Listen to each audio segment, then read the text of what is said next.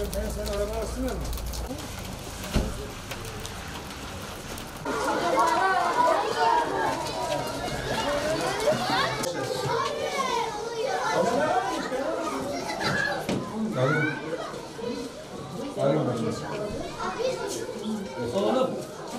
Bu manada bizler de Ağrı İHA olarak İnsani Yardım Vakfı'nın dünya genelinde gerçekleştirdiği projeleri kendi ilimizde ve ilçelerimizde gerçekleştirmeye çalışıyoruz.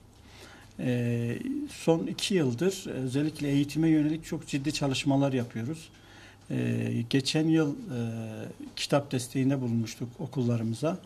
Liseler dahil, ortaokul ve liseler dahil.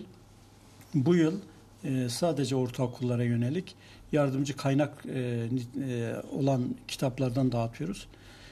Toplamda yani geçen yılla bu yıl beraber şu ana kadar 18.042 öğrencimize hamdolsun kitap desteğinde bulunduk. Onların bir nebze de olsun eğitimlerine katkıda bulunabilmek için. Tabii bugünkü yardım çalışmamız biraz daha farklı. Malum kış Ağrı'da uzun ve sert geçiyor. Bugün anaokullarına ve ortaokullara yönelik bot ve mont dağıtımımız olacak.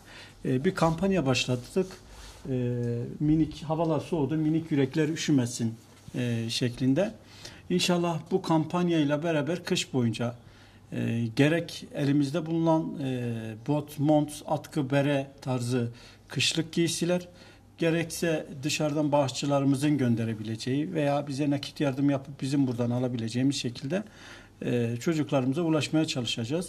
Bugün 225 tane ulaşabilirsek 225 tane çocuğumuza, kardeşimize okullarda okuyan özellikle anaokulu, ortaokul da olan öğrencilerimize bot ve mont dağıtımında bulunacağız.